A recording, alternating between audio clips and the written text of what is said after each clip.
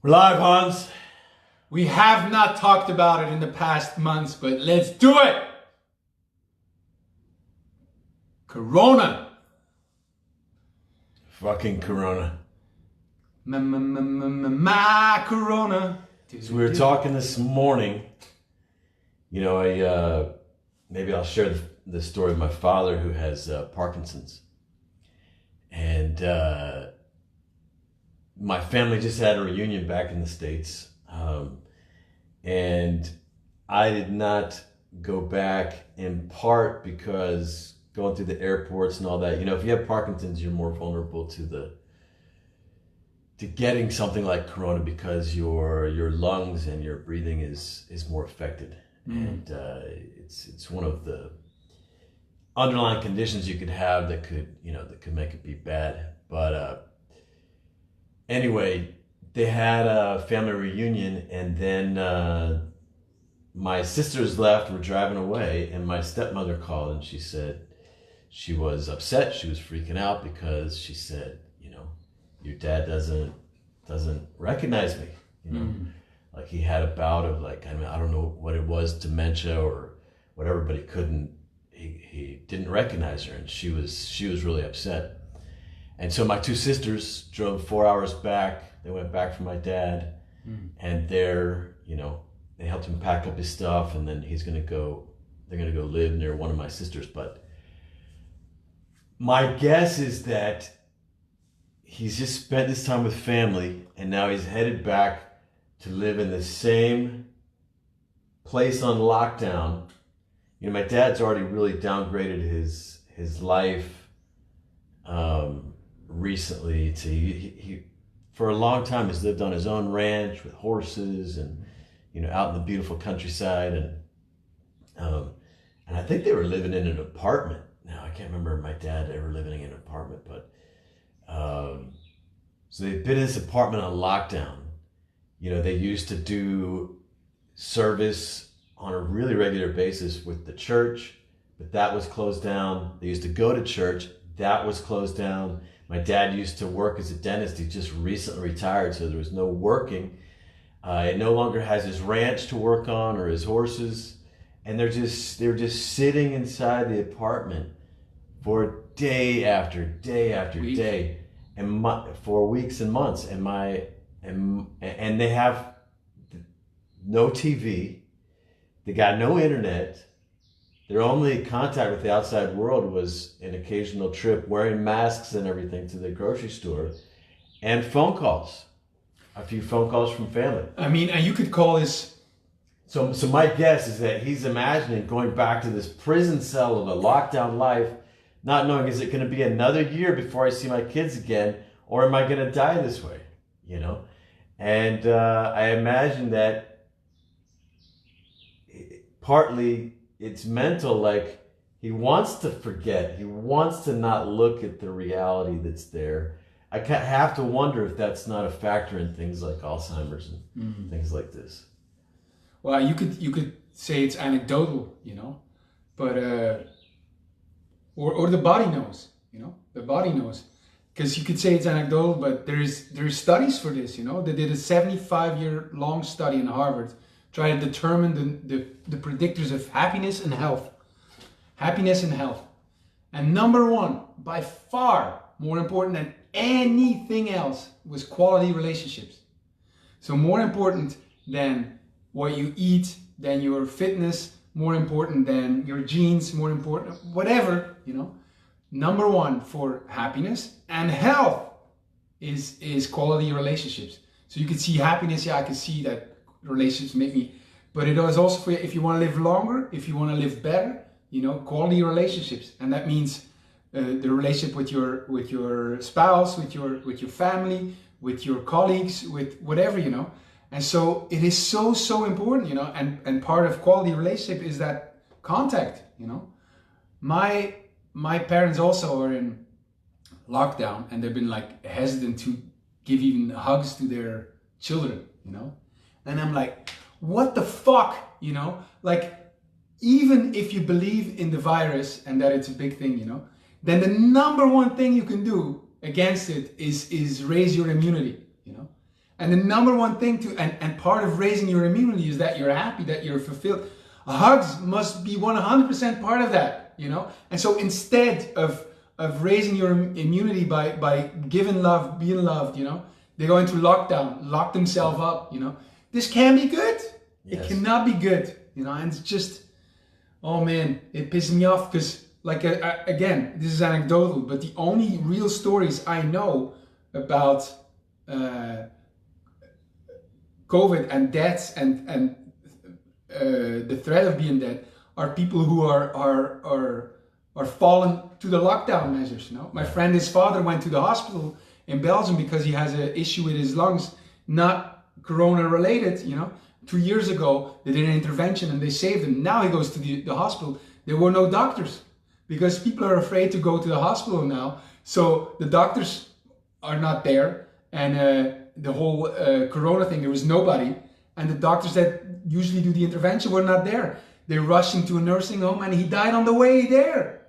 It's incredible to me, you know. And again, it's anecdotal, but well, a lot of the, you know, there was all this talk about the hospitals becoming overwhelmed in the States, and for the most part it didn't happen. It didn't happen. There's hospitals closing down because no one's going for their optional treatments and surgeries and this sort of a thing. And I mean, their hospitals were really overwhelmed in during the really cold months in Europe, in places that had really bad pollution to begin with, which amplifies the problems with breathing and pneumonia and all this sort of thing. I mean, you can go into the defense of like, you can go pro or against the severity of the virus. I have strong ideas about it, like how the lethality, the mortality of it, you know. There's scientific pieces that defend both for and against.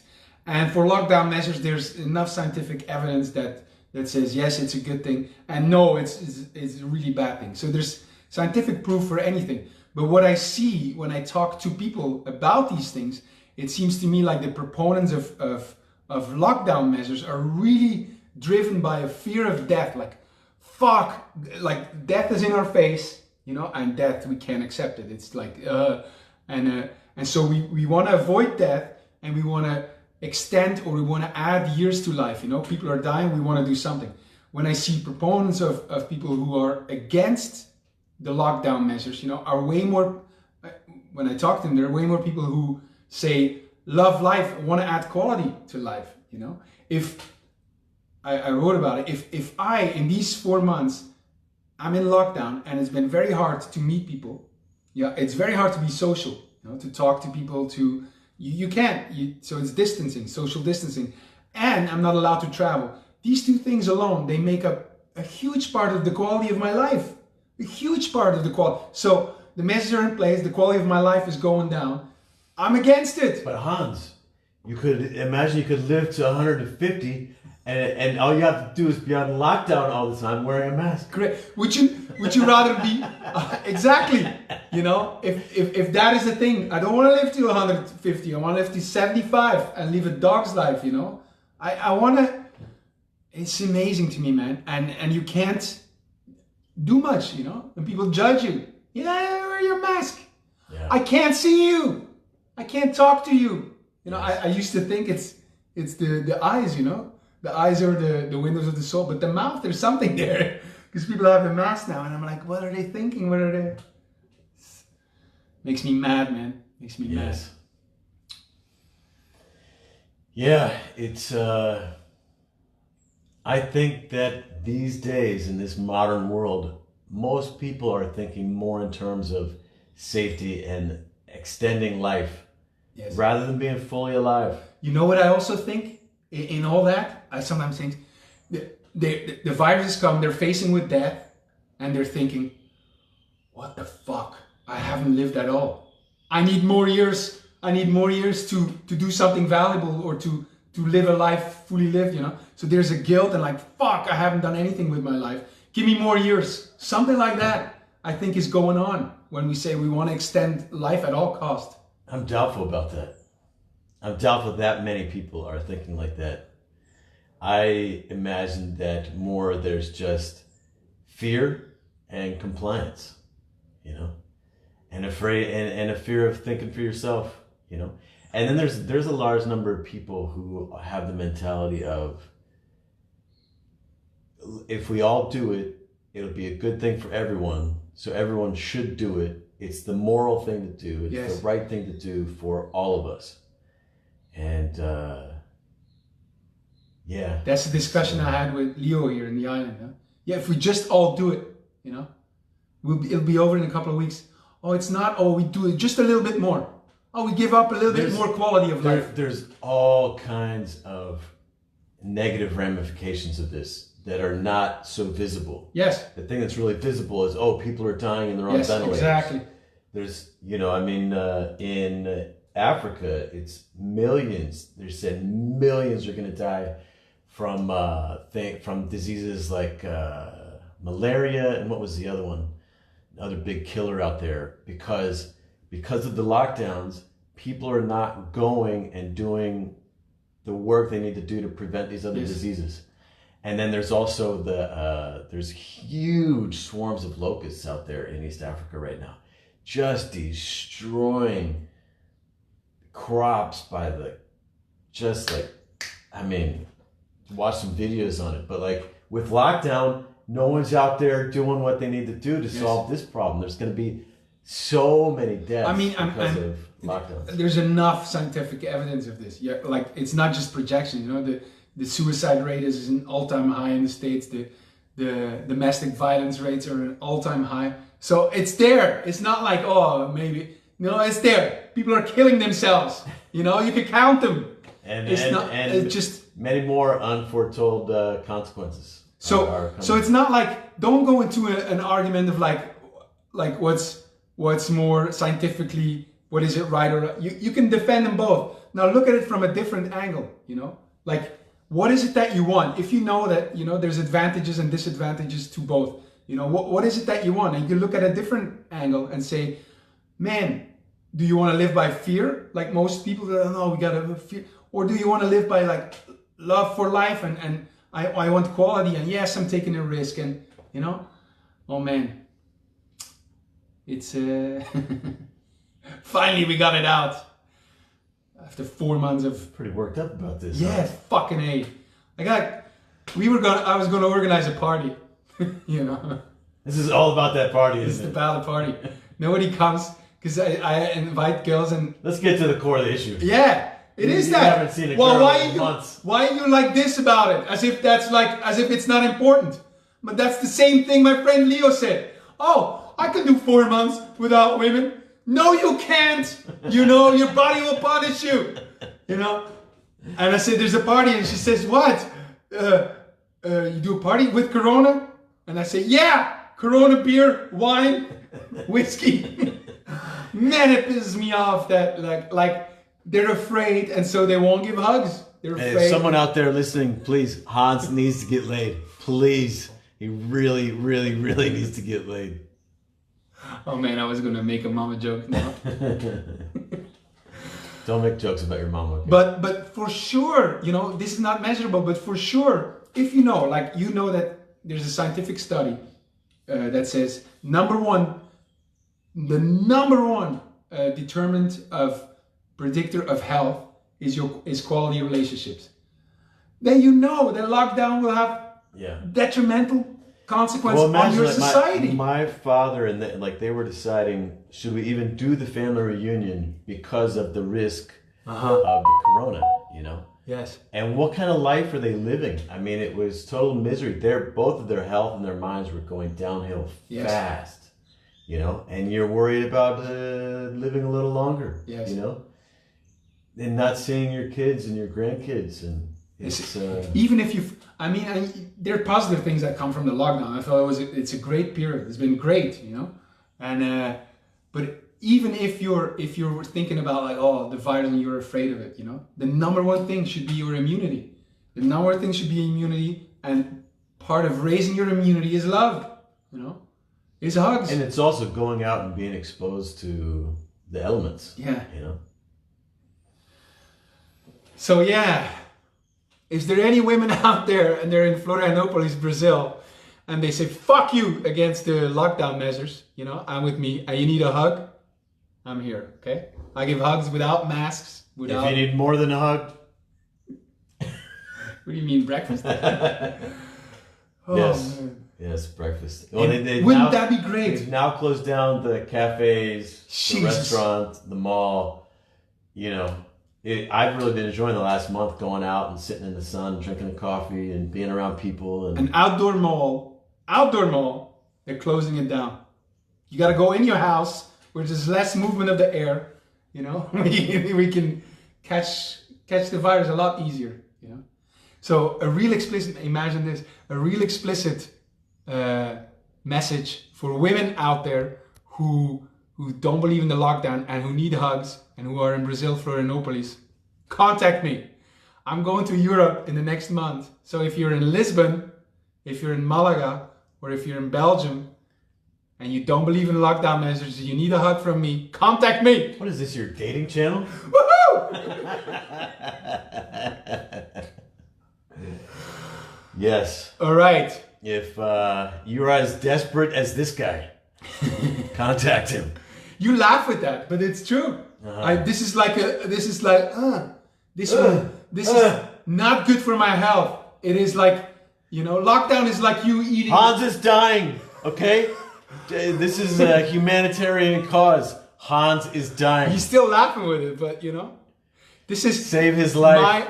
Me not getting hugs is as bad as you eating your salami and cheese every day. It's bad for your health. I thought you were gonna say like you need it. It's about being alive, like yes. Like getting hugs.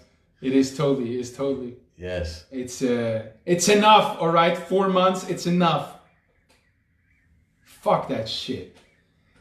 All right. So wait a second. We got time. Let's talk about it some more. What time is it? 8:35.